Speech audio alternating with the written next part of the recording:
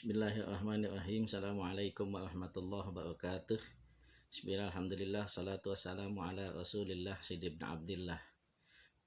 Rabbis ahli sadri wa yassir li amri wahlul 'uqdatam min lisani yafqahu qawli, amma ba'du. Apa kabar anak-anakku sekalian? Semoga semuanya dalam keadaan sehat walafiat dan selalu semangat dalam belajar. Baik anak-anakku sekalian, kita jumpa lagi di pertemuan pendidikan agama Islam.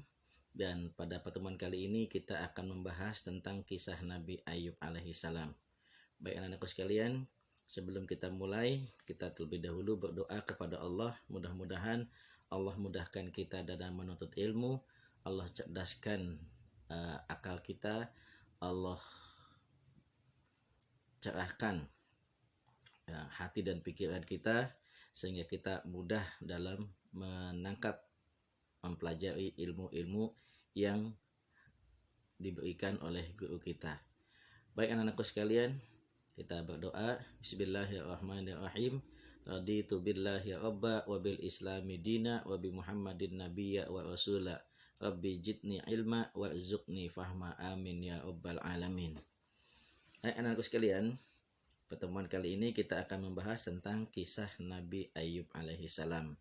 Tentunya Bapak yakin ya bahwasanya anak-anakku sekalian sudah ada yang mengetahui tentang kisah Nabi Ayub ya, baik itu melalui YouTube ataupun CD-CD atau yang sudah pernah kalian pelajari, bahkan bisa pula dilihat dari buku-buku tentang kisah Nabi. Baik anak-anakku sekalian ya, kita mulai. Allah mengutus para nabi dan rasul. Ya, tentunya para nabi dan rasul ini Allah utus ya dengan beberapa tugas yang harus mereka jalani. Di antaranya adalah menanamkan akidah dan memperbaiki hubungan antara hamba dengan Tuhannya. Percaya kepada rasul-rasul termasuk rukun iman, dan percaya kepada rasul berarti mempercayai bahwasanya Rasul sebagai penyampai risalah Allah kepada manusia dengan tujuan agar manusia menjadi manusia yang taat kepada Allah Subhanahu wa taala. Nah, anak-anakku sekalian, kita mulai dengan silsilah ya keluarga Nabi Ayub alaihissalam. Nabi Ayub alaihissalam adalah putra dari Is bin Ishak bin Ibrahim. Artinya ya, Ibrahim punya anak namanya Ishak. Ishak punya anak. Nah, anaknya Nabi Ishak itu adalah Is. Ya. Is kemudian punya anak diberi nama Ayub alaihissalam. Jadi Nabi Ayub adalah keturunan dari Nabi Ibrahim alaihissalam. Sedangkan ibunya, ya, ibu Nabi Ayub adalah seorang wanita solehah, putri dari Nabi Lut bin Harun, saudara laki-laki dari Nabi Ibrahim. Anakku sekalian, Nabi Ibrahim itu punya saudara kandung, namanya Harun. Ya. Nah, Harun ini kemudian punya anak namanya Lut. Nah, Lut kemudian punya anak wanita yang akhirnya menjadi yang melahirkan Nabi Ayub alaihissalam. Ya. Dengan kata lain, ya, baik ibunya Nabi Ayub maupun ayahnya Nabi Ayub, mereka berdua adalah keturunan dari para nabi, yaitu dari Nabi Ibrahim alaihi salam. Nabi Ayub menikah dengan Siti Rahmah, ya, putri dari Afraim bin Yusuf alaihi salam. Nah, istrinya Nabi Ayub pun adalah putri dari seorang nabi, yaitu Nabi Ayub. Nah, Nabi Ayub adalah seorang yang kaya raya, memiliki peternakan unta, lembu, kambing, kuda, keledai, dan khimar. Pada saat itu di negeri Sam, ayahanda dari Nabi Ayub ya, adalah orang yang paling kaya raya di negeri Syam. Baik. Kemudian Nabi Ayub mendapatkan cobaan. Nabi Ayub Allah utus untuk penduduk Haran dan Tih agar membangun masjid untuk menyampaikan syariat. Yang perlu anakku sekalian ketahui, dari 25 nabi dan rasul, ya, mulai dari Nabi Adam sampai Nabi Isa, Allah utus hanya untuk sebagian kaum. Contoh, Nabi Ayub hanya Allah utus hanya untuk kaum Hawaran dan Tih, ya.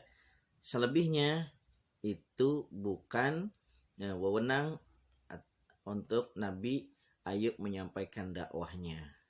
Ya, beda dengan Nabi Muhammad. Kalau Nabi Muhammad Allah utus untuk seluruh umat manusia yang ada di muka bumi.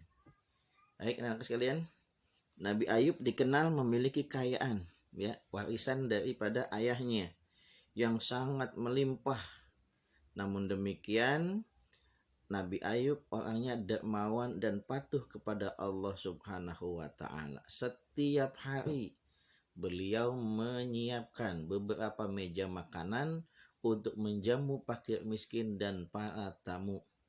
Kekayaan dan kebaikan Nabi Ayub membuat iblis curiga. Ayub rajin ibadah karena kaya. Lalu iblis minta kepada Allah untuk menguji keimanan dari Nabi Ayub alaihi salam.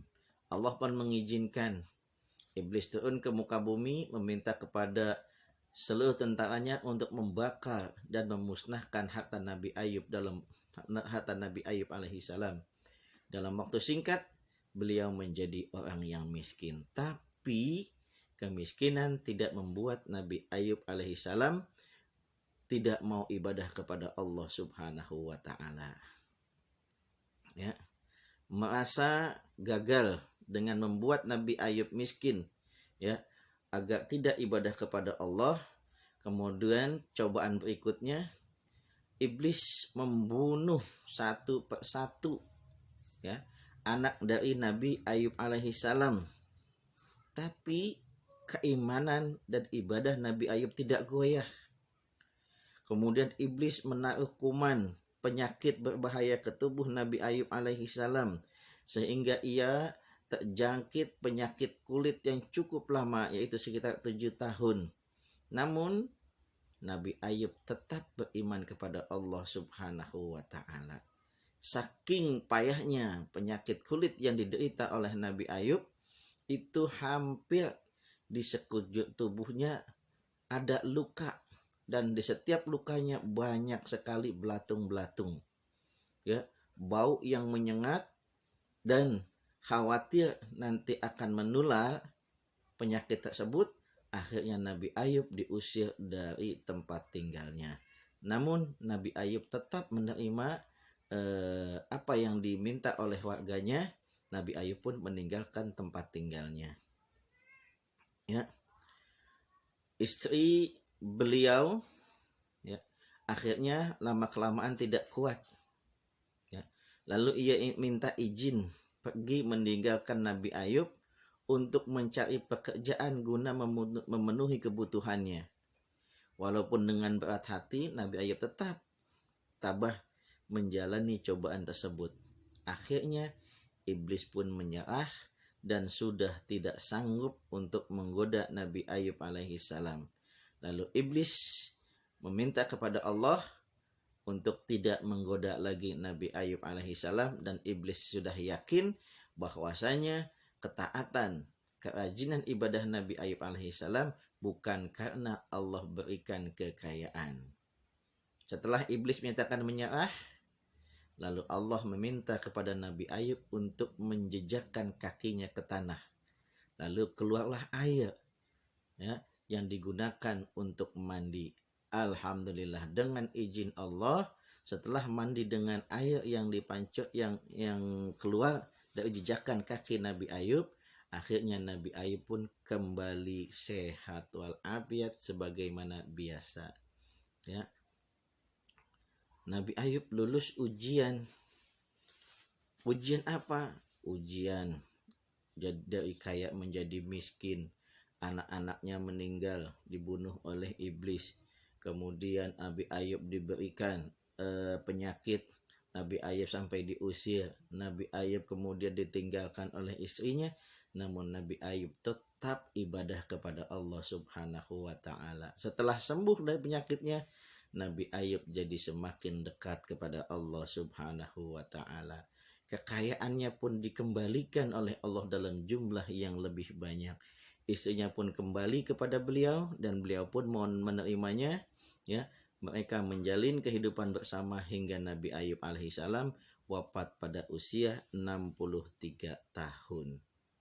Anakku sekalian, ya, begitu tabahnya, begitu sabarnya Nabi Ayub dalam menghadapi ujian-ujian yang Allah berikan, sehingga Nabi Ayub digelar sebagai Nabi yang paling tabah, Nabi yang paling sabar dalam menghadapi ujian-ujian yang Allah berikan.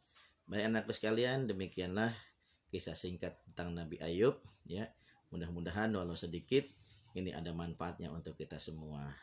Sebelum Bapak akhiri, ya Bapak akan memberikan tugas. Kalian bisa melihat tugas yang ada di buku paket halaman 103 dan 104 bagian 1 dan 2. Tolong tugas dikerjakan boleh di buku paket maupun di buku tulis. Hasilnya dipoto dan dikirim via WA ke Bapak, yaitu ke 082125850431. Ya. Tugas paling lambat dikumpulkan pada hari Sabtu 20 Februari 2021 pukul 12 siang. Sampai jumpa di pertemuan berikutnya, ya. Kita akan membahas tentang kisah Nabi Zulkifli alaihi salam. Jangan lupa, ya, pesan Bapak untuk selalu mengajarkan sholat 5 waktu, membantu pekerjaan orang tua di rumah, serta selalu semangat dalam belajar. Amin ya rabbal alamin. Baik, kita tutup dengan sama-sama berdoa. Kita mohon kepada Allah, mudah-mudahan ilmu yang kita dapat menjadi ilmu yang bermanfaat baik untuk kehidupan dunia maupun di akhirat nanti. Dan mudah-mudahan dengan ilmu yang kita dapat bisa mengangkat derajat kita baik di mata manusia apalagi di mata Allah Subhanahu wa ta'ala. Bismillahirrahmanirrahim. Rabbana anfa'na bima 'allamtana wa 'allimna ma yanfa'una. Rabbana atina fid dunya hasanah wa fil akhirati hasanah wa qina adzabannar. Walhamdulillahi rabbil alamin. Alafu minkum. Wassalamualaikum warahmatullahi wabarakatuh.